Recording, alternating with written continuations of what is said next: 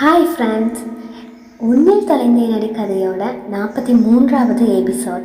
கதை பிடிச்சிருந்தா மறக்காமல் லைக் பண்ணி கமெண்ட் பண்ணுங்கள். என்னோட சேனலை சப்ஸ்கிரைப் பண்ணாமல் பார்க்குறவங்க சப்ஸ்கிரைப் பண்ணிவிட்டு இப்போ வாங்க கதைக்குள்ளே போக. அம்மாச்சி, அவள் இன்னும் வீட்டுக்கு வரலையா? இல்லையே ராசா, எங்கே போயிருக்கா? அவள் அம்மா வீட்டுக்கு தானே, கொஞ்சம் இருந்துட்டு வரட்டும். உன் பொஞ்சாதியை பார்க்காம இருக்கலாம் இருக்கா? அதுக்கு இல்லை அம்மாச்சி, இன்னும் கொஞ்ச நேரத்தில் இருட்டிடும், அதுதான் கேட்டேன். ராசா, இங்கே வந்து உட்காரியா, உங்ககிட்ட ஒரு முக்கியமான விஷயம் பேசணும். என்னம்மாச்சி சொல்லுங்க என கூறிக்கொண்டு அவர் அருகில் வந்து அமர்ந்தவன், என்னம்மாச்சி ஏதாவது முக்கியமான விஷயமா?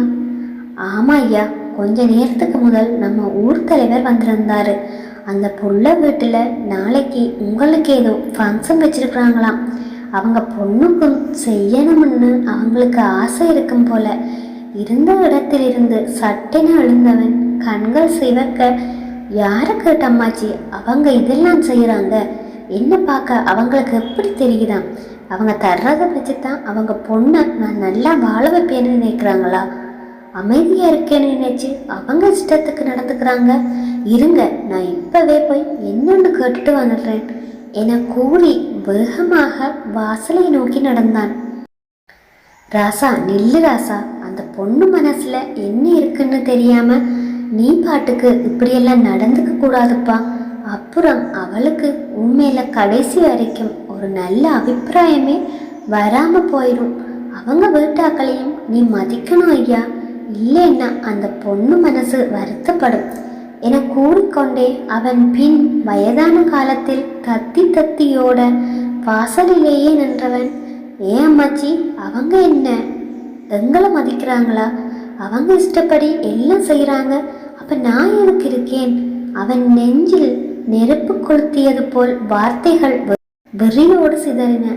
அவனை எப்படி சமாதானம் செய்வது என புரியாமல் தவித்து நின்றார் அந்த வயதானவர்.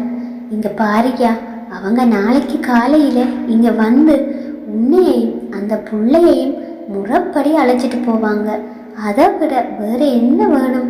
இது திடீர்னு நடந்த கல்யாணம் தானேப்பா, அவங்களுக்கு அங்கே நிறைய வேலை இருக்கு. அதனால தான் ஊர் தலைவர்கிட்ட சொல்லி இருக்காங்க. மற்றபடி இங்கே வரக்கூடாது, உன்னை மதிக்கக்கூடாதுன்னு எல்லாம் எதுவும் இருக்காது ஐயா. அதுலேயும் எங்கள் அண்ணியை பற்றி எனக்கு நல்லா தெரியும். அவங்க எல்லா முறையும் சரியாக தான் பார்த்து செய்வாங்க. அவங்கள அவமதிச்சா என் அண்ணனையே அவமதிக்கிற மாதிரி ஆயிடும். அப்புறம் இந்த அம்மாச்சி பேச்சுக்கு இவ்வளவு தான் மதிப்புன்னா நீ போய் உன் இஷ்டப்படி பேசிட்டு வா, அவ்வளோதான் சொல்லுவேன். இதுக்கு மேலே உன் இஷ்டம், போய்யா நீ போ என கூறி கண்ணை கசக்க அவன் கோபமோ இன்னும் அதிகமாச்சே தவிர தீர்ந்த மாதிரி இல்லை. அம்மாச்சி, அவங்க இழுத்த இழுப்புக்கெல்லாம் என்ன போய் கைகட்டி நிற்க சொல்றியா என வந்த கோபத்தை அடக்கி அவன் வினவ, அதுக்கு இல்லை ராசா, கல்யாணம்னா அப்படித்தான், ஒவ்வொருத்தர் ஒவ்வொரு மாதிரி இருப்பாங்க. அதை நம்மளும் அனுசரித்து போகிறது தான் ஐயா கல்யாணம். நீ உன் பக்கம் மட்டும் யோசிக்கிற, அந்த புள்ள பக்கம் இருந்து கொஞ்சம் யோசிச்சு பாருயா. அவன் மனசுல என்ன இருக்குமோ ஏது இருக்குமோ தெரியல. அதுக்காக வாச்சிலும் நீ கொஞ்சம் இறங்கி போக பாருயா என பாட்டி கூற, என்னம்மாச்சி இப்படி பேசி பேசிதான் என்ன வாயை திறக்க விடாம நீ செய்யற. சரி, ஏதாவது செய்யட்டும், உனக்காக நான் பேசாட்டுக்கு இருக்கேன் என ஒரு வழியாய் அமைதியானது அந்த புயல். இது போதும் ராசா, என் அண்ணன் குடும்பத்தோட பகைச்சிக்காதையா, அது என்ன பகைச்சிக்கிறதுக்கு சமன் என மறுபடியும் காமாட்சி கூற, அவனோ அத்துடன் பேச்சை நிறுத்தி கொண்டான். இங்கே இன்னும் கொஞ்ச நேரத்தில் அவனிடம் கூடாது, அருவிக்கு போய் வருபவளுக்கு இவன் கோபத்தை தாங்கும் சக்தியை அந்த இறைவன் தான் கொடுக்க வேண்டும். சங்கவி நில்லு, இங்க பாரு, உன் ட்ரெஸ் ஃபுல்லாக ஈரமாக இருக்கு, இப்படியே எப்படி வீட்டுக்கு போகிறது என கூறி அவள் கைப்பிடித்து இழுக்க, என்ன இனியா, எப்பயாவது ஒரு நாள் தான் இப்படியான இடத்துக்கே நீ கூட்டிட்டு வர்ற, அப்பையும் ஸ்ட்ரிக் பண்ணுறியே, என்னைய கொஞ்சம் ஃப்ரீயாக விடு இனியா, கொஞ்ச நேரம் இந்த தண்ணியில் நனைஞ்சுக்கிறேன் என கூறியவள் கீழே குனிந்து நீரை இரு கைகளிலும் அள்ளி அவன் மீது வீச அவன் அணிந்திருந்த டிஷர்ட் ஆங்காங்கே ஈரமானது. சங்கவி, நீ என்ன சின்ன பிள்ளையா? உனக்கு உடம்புக்கு ஏதாவது வந்துட போகுது, வா போகலாம் என கூறி அவள் கைப்பிடித்து இழுக்க அந்த இடத்தில் பாசி படைந்திருக்கும் போல் அவள் கால் வழுக்கி அவன் மீதே விழுந்து விட்டாள். நல்ல வேளை அவர்கள் நின்ற இடத்தில் முழங்கால் வரைக்குமே தண்ணீர் இருந்தது. அரையும் குறையுமாய் நனைந்திருந்த இருவரும் இப்போது பஞ்சம் இல்லாமல் முழுவதுமாய் நனைந்துவிட இவர்கள் தண்ணீரில் விழுந்தார்கள். அவள் அணிந்திருந்த வெள்ளை நிற ஆடை முழுவதும் நனைந்து அவள் மேனி அழகு அப்பட்டமாய் வெளியில் தெரிந்தது. அவள் முகத்தின் மீது சரிந்து கிடந்த முடியை அவன் ஒற்றை விரலால் நகர்த்தியவன் அவள் காதோரம் அவன் இதழ்களால் கவ்வி இழுக்க அவன் இதழ் தீண்டலில் தண்ணி மறந்து நின்றவளுக்கு அப்போதுதான் இனியா தாரணி தங்களுடன் வந்தது நினைவிற்கு வர அவனை மறுமுறையும் தண்ணீரில் தள்ளியவள். இனியா, என்னடா செய்யற? தாரணி இனியா நிற்கிறாங்க, வா போகலாம் என சங்கவி கூற அவர்களை தனியாய் விட்டுவிட்டு நம்ம இங்க வந்து நிற்கிறோம், எனக்கு அறிவே இல்லை என அவனுக்கு முறைத்தது.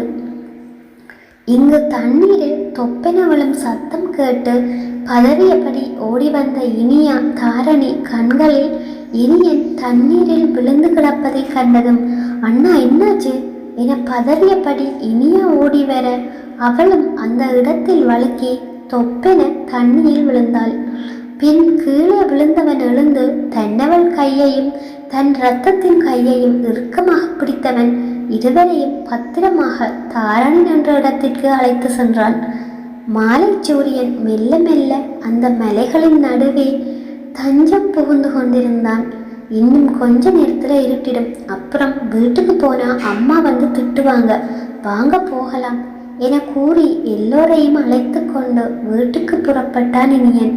செல்லும் வழியில் இனியாவை பார்த்தவன், வா நான் உன்னை கொண்டு போய் உன் புருஷன் வீட்டில் விட்டுட்டு வந்துடுறேன் என கூற, அண்ணா நாளைக்கு நீங்கள் எல்லாருமே ஊருக்கு போயிடுவீங்க, அப்புறம் உங்களை பார்க்கவே முடியாது, இன்னைக்கு மட்டும் உங்கள் கூட இருக்கிறேனே ப்ளீஸ்ண்ணா என இனியா கெஞ்சி கேட்க, அதெல்லாம் முடியாது, அம்மா திட்டுவாங்க, வா நான் உன்னை கொண்டு போய் விட்டுட்டு வந்துடுறேன்.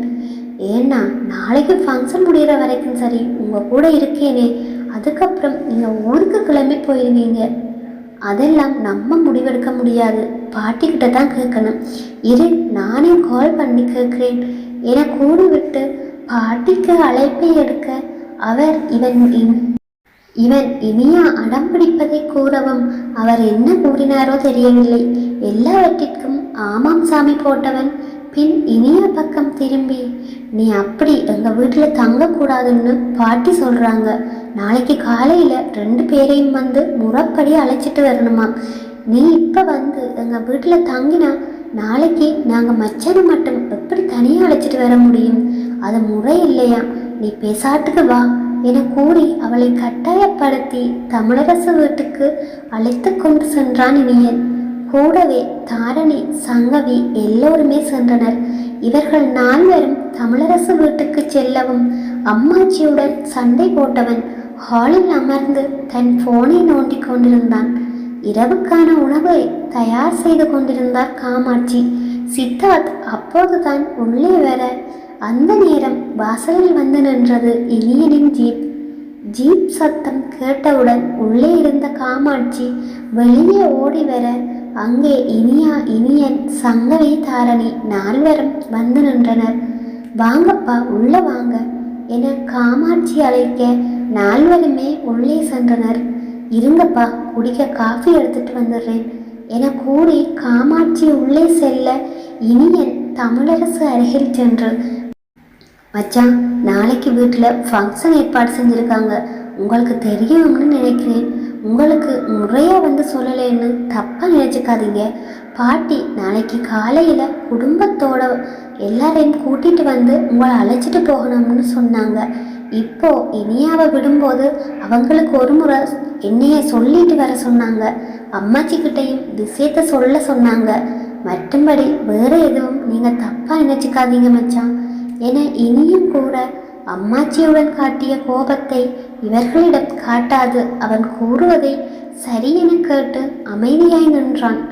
அப்படியே இனியாவை பார்க்க அவளோ குனிந்த தலை நிமிராது, அவன் முகத்தை கூட பார்க்காது அங்கு ஒரு ஓரமாய் நின்றிருந்தாள்.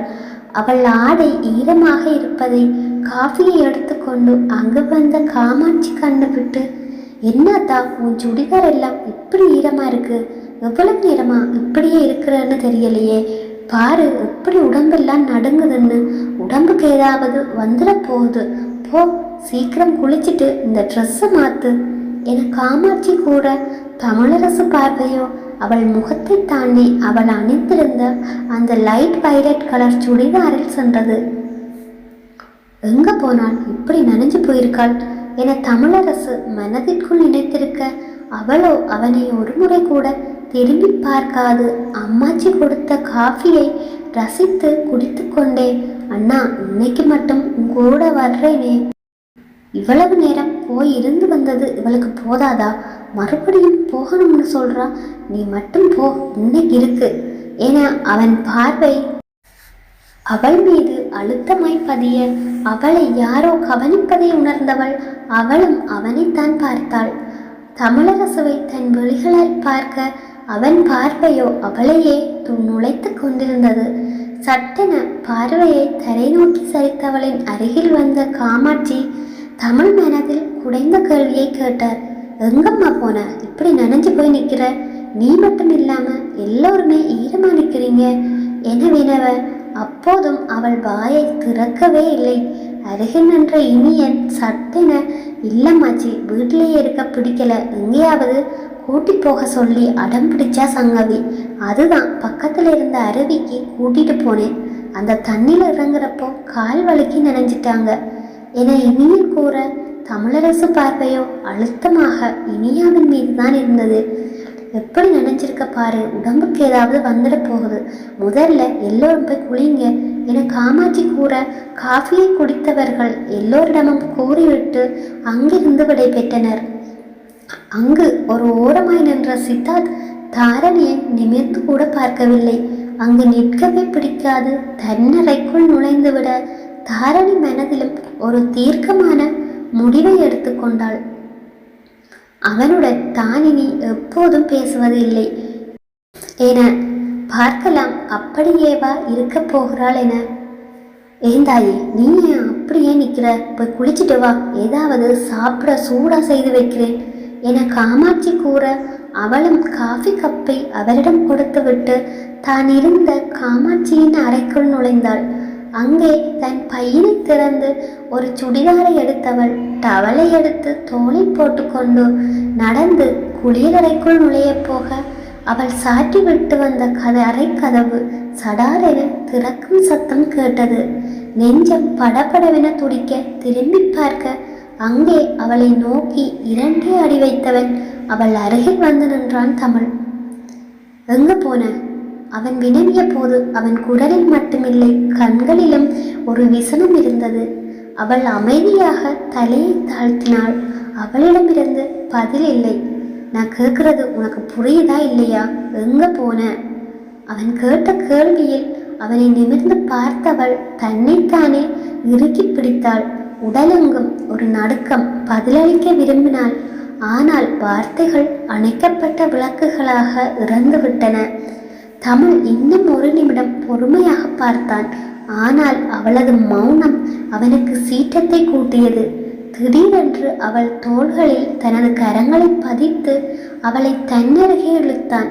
அவள் எதிர்பாராத அந்த தொழுகையில் திகைத்தாள்.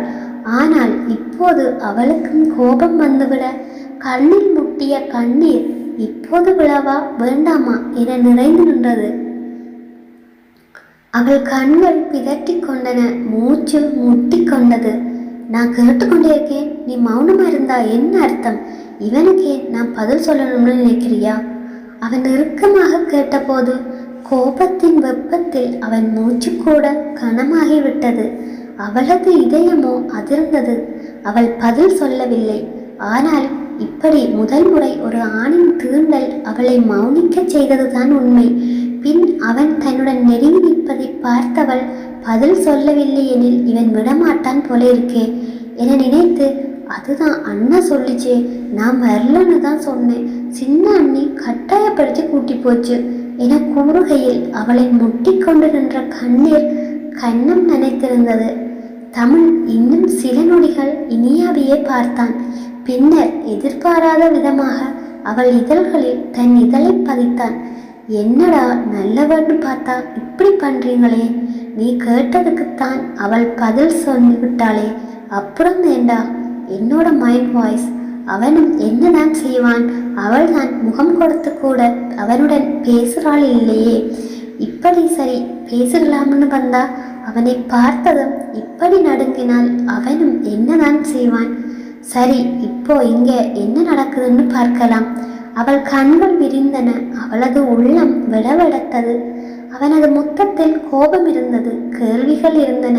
ஆனால் அதற்குள் ஒரு உரிமையும் இருந்தது. அவளது உடல் ஒரு கணம் உரைத்தது. ஆனால் உள்ளம் பொங்கியது. ஒரு சில நொடி அவன் கரங்களுக்குள் அமைதியாய் இருந்தவள் பின் இவன் எப்படி ஏன் சம்மதம் இல்லாம என்னைய தொடலாம் என கோபம் வர அவன் நெஞ்சில் கை வைத்து தள்ள முயல முடிந்தால் தானே. அவனோ அவள் இதழை இன்னும் இறுக்கமாக கவ்விக்கொண்டான். அவளது இதழ்களிலேயே அவள் கோபம் புழுங்கியது. அவனது முத்தத்திற்கு பதிலாக அவள் உறுதியான எதிர்ப்புடன் அவன் காலில் சிறிது அழுத்தமாக அடித்தாள். அவள் மூச்சுக்காக திணறுவதை பார்த்தவன் அவளை விடுவிக்க கோபமாய் அவனை பார்த்தாள். இது உனக்கு பதிலா என கேட்டு அவன் மெலிதாக இதழோரமாய் சிரித்தான். அவளது கண்கள் இன்னும் கோபமாகவே இருந்தன. ஆனால் அவனது கண்களில் ஒரு ஆழமான உணர்வு நிழலாடியது. அவள் ஒதுங்கி நின்றாலும் அவனது முத்தத்தின் தாக்கம் அவளது உள்ளத்திலிருந்து அகலவில்லை. பார்க்கலாம், அவள் மனம் மாறி அவனை ஏற்பாளா, இல்லை அவளை வலுக்கட்டாயமாக தன்னவளாக்குவானா தமிழென. சூரியன் மெல்ல மறைந்து இரவின் மென்மையான மழலை உருவாகும் நேரம். மெழுகுவர்த்தியின் ஒளியில் மட்டும் ஒளிரும் ஒரு அழகிய அறை. திருமணத்திற்கு பின் முதலிரவின் உணர்வை கடந்து இப்போது ஒருவருக்கொருவர் முழுமையாக சேர்ந்துவிட்ட இருவரின் உலகம். கீர்த்தி மெதுவாக கண்களை மூடி கௌதமின் மார்பில் சாய்ந்தவாறு அவனது இதய துடிப்பை கேட்கும் முயற்சியில் இருந்தாள். அந்த இடைவெளியில் அவன் விரல்களால் அவளது தலைமுடியை மெதுவாக கோதிவிட்டான். கீர்த்தி, அவன் அழுத்தமான குரலில், ஆனால் காதல் நிறைந்த குரலில் அவளை கூப்பிட்டான். அவள் மெதுவாக அவன் மார்பில் முகத்தை புதைத்தாள். நம்ம கல்யாணம் எப்படி நடந்துச்சுன்னு உனக்கு ஞாபகம் இருக்கா? எனக்கு தெரிஞ்சு அப்பெல்லாம் என் மேல துளி கூட உனக்கு லவ் பண்றதே இருந்திருக்காது. இப்ப சொல்லு, எந்த நிமிஷத்துல உனக்கு என்ன விரும்ப தோணுச்சுன்னு? அவள் ஒரு கணம் சிந்தித்தாள். பிறகு சிரித்துவிட்டு, புருஷன் அழகா இருக்கணும், நல்லவரா இருக்கணும், அப்படி ஒரு எதிர்பார்ப்பு இல்லாம தான் வந்தேன். ஆனா நீங்க என் வீட்டுக்கு வந்தீங்கல்ல மாமா, அப்பேக்க உங்க தகுதிக்கு எங்க குடும்பத்தில் இருக்கிறவங்களோட நீங்க ரொம்பவே இயல்பா பழகினீங்க. அதை விட யாரும் எதுவும் என்ன சொல்லாத மாதிரி பார்த்துக்கிட்டீங்க. அப்பவே என் மனசு முழுசா உங்க வசம் ஆயிடுச்சு மாமா.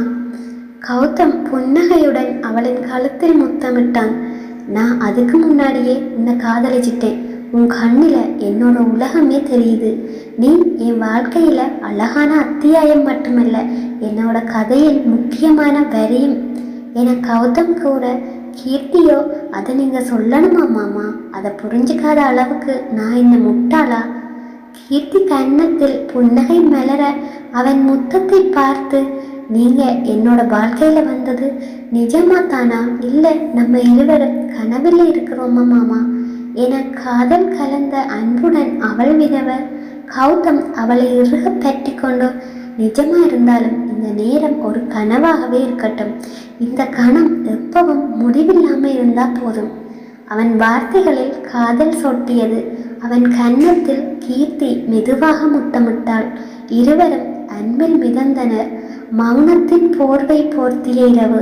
மெல்லிய தீர்ச்சையில் நம் மூச்சுக்கள் கலந்து நெருக்கம் ஒரு கவிதையாய் உருமாற உன் விரல்கள் என் தோளில் மலர்கின்றன.